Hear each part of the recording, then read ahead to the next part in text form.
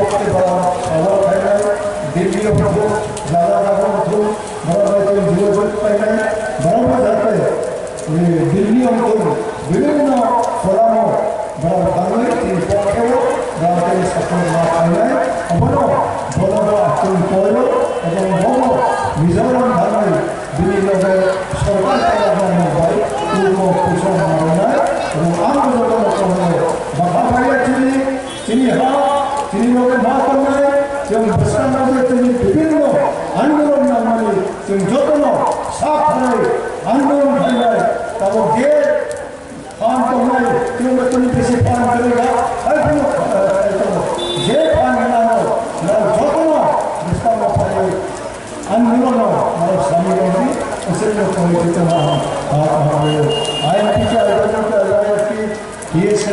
कर्मचारी